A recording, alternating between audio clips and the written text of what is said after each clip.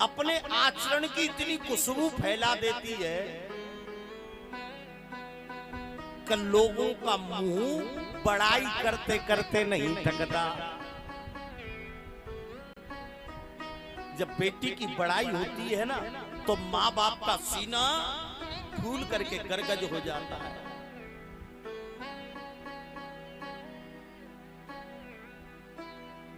बेटी घर की लक्ष्मी होती है और माँ बाप का नाम भी बेटी निकालती है।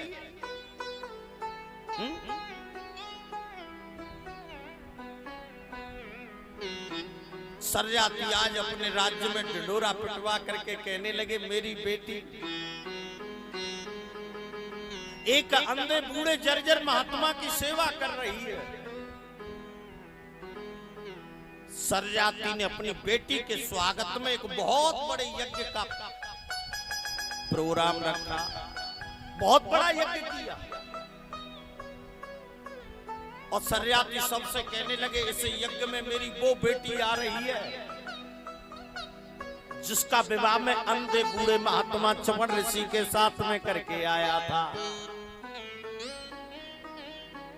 सरयाती ने अपने दामाद चमन ऋषि को यज्ञशाला का आचार्य बना दिया। निमंत्रण पत्रिका अंधे महात्मा चमन ऋषि के पास में पहुंची। चमन ऋषि ने जैसे पत्रिका को देखा अपने स्थान पर बैठे हुए मन में विचार कर रहे थे। जिस समय चमन ऋषि विचार कर रहे थे उसी समय अश्वनी कुमार चमन ऋषि के पास में आ गए।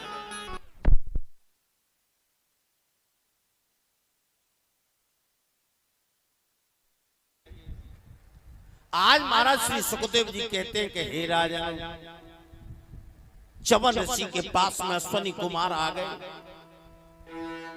ये अश्वनी कुमार कौन थे? ये अश्वनी कुमार देवताओं के डॉक्टर थे। देवता अश्वनी कुमारों को घृणा की दृष्टि से देखते थे। देवता अश्वनी कुमारों को अपने बराबर बैठाल करके भोजन नहीं करने देते थे। चमन ऋषि के पास में अश्वनी कुमार आए। चमन ऋषि ने कहा है अश्वनी कुमारों अगर आप मुझको अपनी औषधियों के प्रभाव से अगर 16 वर्ष का राजकुमार बना दोगे तो मैं आपको यज्ञ के अंदर देवताओं के बराबर भाग दिलवा दूंगा। अश्वनी कुमारों ने कहा ठीक है। अश्वनी कुमारों ने तुरंत ही एक कुंड बनाया। उस कुंड में नाना प्रकार की औषधि डाल दी। अंधे महात्मा चमन ऋषि से कहा कि हे महाराज जैसे तुम इस कुंड में डुबकी लगा करके छलांग लगाओगे तुम 16 वर्ष के राजकुमार बन जाओगे। चमन ऋषि उस कुंड में जाकर के जैसे डुबकी लगाई ऊपर को छलांग ली, 16 वर्ष के राजकुमार बन गए। बस उसी दिन से आजकल के बूढ़े बड़े चवन प्रकाश को डिब्बा खाए लग गए।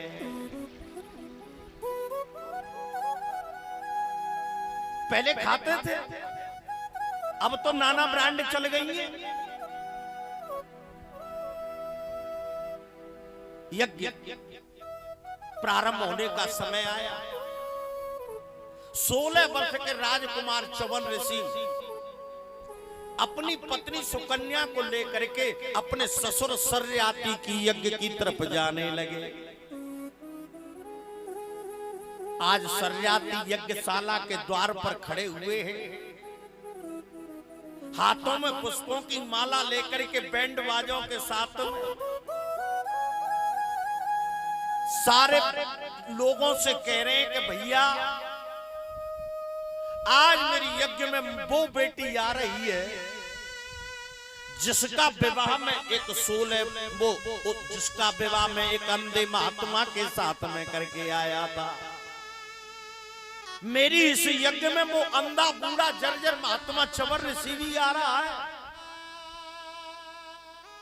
सब लोग देखने के लिए खड़े हुए हैं। सुकन्या अपने पति के साथ में धीरे धीरे यज्ञशाला के गेट पर आई और जैसे ही दूरी से सर्याती ने अपनी बेटी को देखा, बेटी को देख करके सर्याती मन में विचार करने लगे, मेरी बेटी तो नजर आ रही है लेकिन इसके साथ में एक 16 वर्ष का राजकुमार नजर आ रहा है, इसके साथ में वो अंधा बूढ़ा जर्जर महात्मा चवन ऋषि नजर नहीं आ रहा है। सर्याती के हाथों में जो पुष्पों की माला लगी हुई थी वो माला धीरे धीरे करके नीची होने लगी। जैसे ही बेटी यज्ञशाला के गेट के समीप आई, सर्याती ने अपनी गर्दन को नीचा कर लिया। बेटी चिल्लाने लगी, पिताजी। सर्याती पर नहीं रहा गया। सर्याती एकदम क्रोध में आकर के आज अपनी बेटी सुकन्या से कहने लगे, अरे दुष्टा, तूने मेरे कुल को कलंकित कर दिया। अरे दुष्टा, मैं तेरा चेहरा नहीं देखना चाहता, तू मेरी आंखों के सामने से ओझल हो जा। अरे दुष्टा, मैं तेरा चेहरा नहीं देखना चाहता। एकदम सर्याती की बातों को सुन करके और सुकन्या धड़ाम से जमीन पर गिर पड़ी। हे पिताजी, ये तुम क्या कह रहे हो?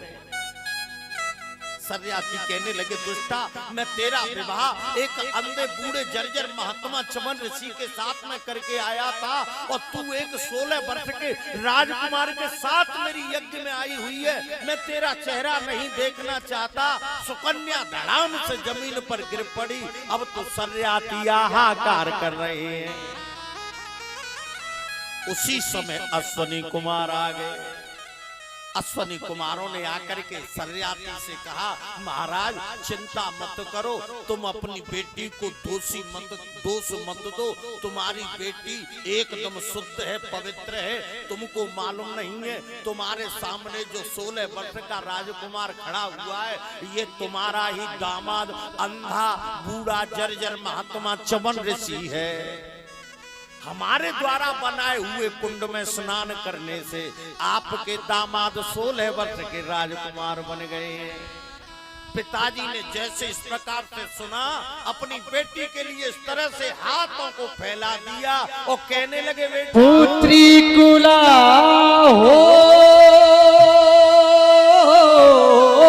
पुत्री कुला पवित्र किए दो,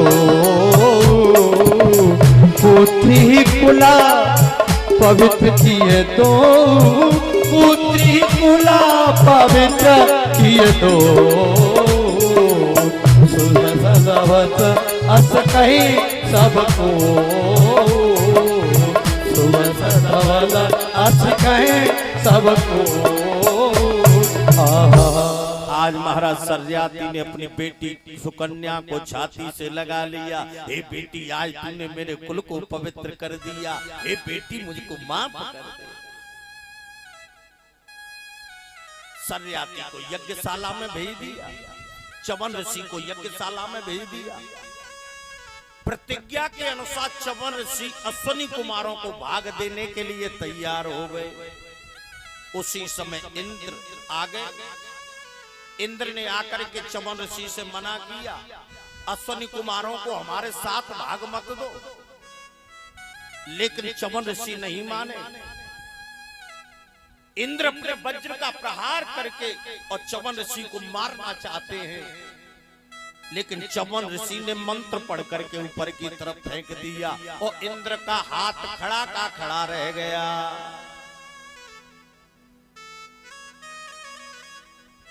आगे चल करके महाराज श्री सुखदेव जी कहते हैं, सर्याती के पुत्र आनर्त हुए और आनर्त के पुत्र रैवत हुए। जिन्होंने समुद्र के अंदर द्वारकापुरी का निर्माण किया था। रैवत के 100 पुत्र हुए और 100 पुत्रों में से सबसे बड़े बेटे का नाम क्या था? कुकुदमी।